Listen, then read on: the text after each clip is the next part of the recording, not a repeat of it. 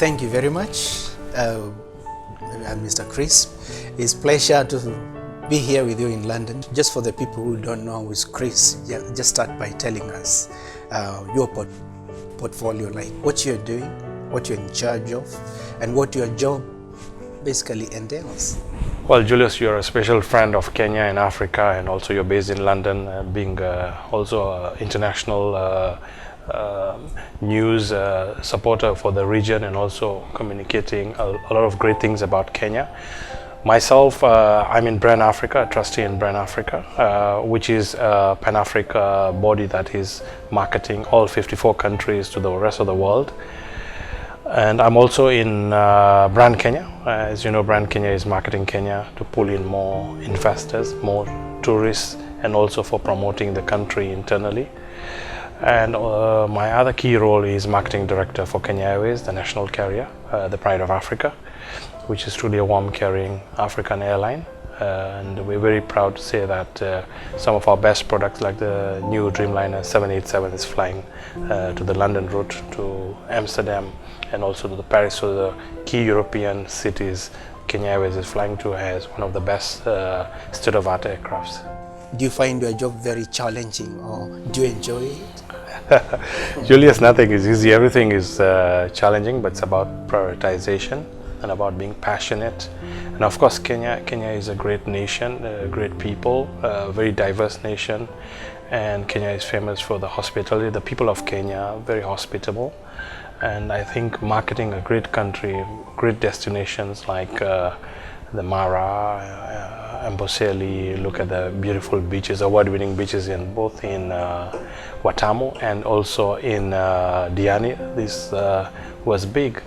I think the most exciting thing about the work and the pride moments was when during the World Travel Awards 2016, Kenya won over 20 awards from the beach, the best cities, the best parks, the best airline in Africa, the best hotels, the best facilities. This really showed Kenya has a very big and special brand experience for the rest of the world. That's very good news. Now, in terms of what you do, you come across a lot of different stories going out there. Some are brilliant, just like you mentioned. We are positive. Kenya, again, is a very strong nation in Africa, is well respected.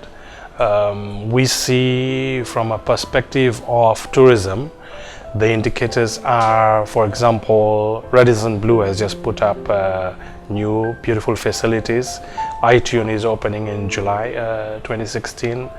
Marriott, all the other big brands are coming into Kenya. So for sure, there is confidence in the tourism industry. Again, we also have new CS, Najib Balala, who is coming with very big campaigns in terms of attracting more investors coming into the region. So we see a lot of domestic tourism also. Kenyans are a big contributor to the domestic tourism. So when the elections are going to happen, already there's a big domestic support within the region. There's a lot of the East Africans and the expatriates living within the East African countries coming into Kenya as a country for supporting the tourism. I see the other indicators are the UN, the Habitat, and UNEP have their headquarters. A lot of foreign investments coming into Kenya in terms of multinationals investments. Also in terms of FDI investments, Kenya, again, if you see the Ernst & Young report, which just came out recently, positions Kenya as one of the big investment hubs in Africa. What else do we do as Brand Kenya? So Brand Kenya is doing a lot of campaigns. Yeah. Both Brand Kenya and the Kenya Tourism Board are really marketing the country aggressively, both in existing markets and new markets. So from the Asia markets, you're seeing a lot of tourists coming into Kenya. And also you're seeing markets like Russia and other key markets in Europe are also marketing has attracted a lot of tourists, the high-end tourists coming into the country. If you look at some of the awards that Kenya has won, the Masai Mara today is the 8th wonder of the world. It continues to bring in a lot of tourists for seeing the great migration. Yeah, that's very powerful for Kenya. But again, that has certain months. But the beach, about Diani and Watamu are award-winning beaches. Again, if you look at the cities, the culture, the sports, the music, Kenya is now really giving a big brand experience. And more tourists are even coming for shopping experience, and also multi experience. That means they want to do the bush safari, they want to do the beach, and they also want to experience Kenya from a culture perspective. And also Kenya is also very famous for sports, so you see a lot of tourists coming out also to attend some of the big events like the Rugby Safari Sevens. Some of the other sports tourists go out to Lona Kiplagat high altitude training in Eldoret. So there's a lot of visitors coming in for mountain bike racing, and also other sport activities such as kite surfing, and you saw recently when the minister was on diving from skydiving. Yeah, so all these sports are really attracting a lot of tourists into the country. Marketing Africa, how does that work? Yeah, Africa is the future. Africa has the greatest destinations in the world. In fact, when you're coming out to Africa, sometimes there is so much beautiful destinations from the rivers to the waterfalls to the attractions such as Cape Town, the wonderful Kilimanjaro, the world famous Kilimanjaro. If you look at the various Great Rift Valley. Yeah, so there's so much to be done in Africa, and that's why you see more and more tourists coming every year, and there are repeat guests coming into Africa. Again, Africa has also some of the best islands. So in terms of tourism, over 60 million tourists come into Africa every year, and this is it's a big opportunity for even entrepreneurs, for the leaders and the people of Africa to start up tourism resorts and tourism businesses, because there is a high level of visitors coming into the region. So for Brand Africa continues to position the continent as a very special experience, and this will mean that there'll be more investors coming into Africa to put more hotels. And you can see that very clearly, like now Marriott is putting new hotels across the whole region.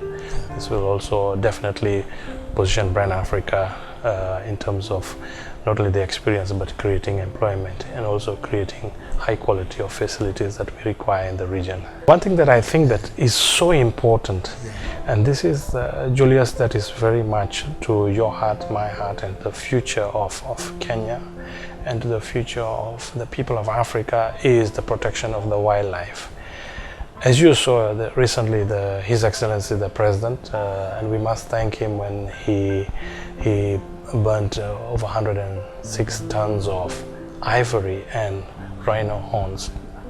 That was a message to the world that how important it is for us to protect our resources, especially wildlife. And wildlife is significant because not only that we want to see the animals, and your children, my children, everyone's children should be able to see the wildlife, but the wildlife contributes a lot into tourism, and you will be able to see a lot of tourists coming into Africa, more into Kenya, because of the wildlife. And if the wildlife are going to be poached, and soon there'll be no elephants, no lions, no rhinos, then we will have no tourists coming to our beautiful country. It's so important that we all must come together and support the protection of our wildlife. Different countries market and come together as integrating Africa, but they also increase international trade between various Africa huge economies.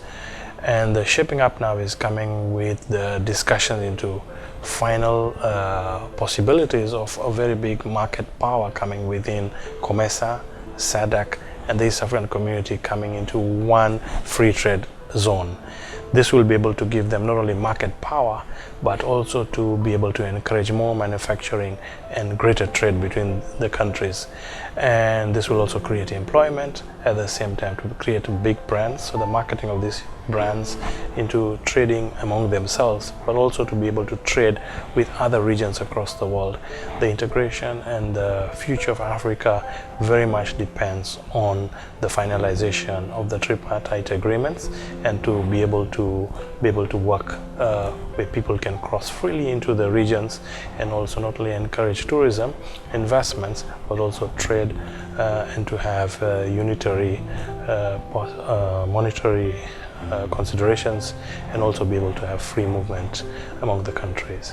So we're talking about expanding the area within which you can walk freely, because one of the biggest challenge was to travel within Africa, different countries in Africa, because of the visa issues and regulation and Yes. red tape.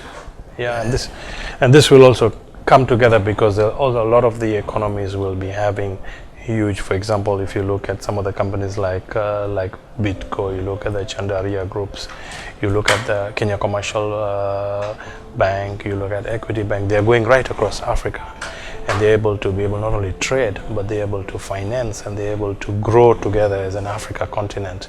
And that synergy is going to be very important for the people of Africa as the economies grow. That's good news.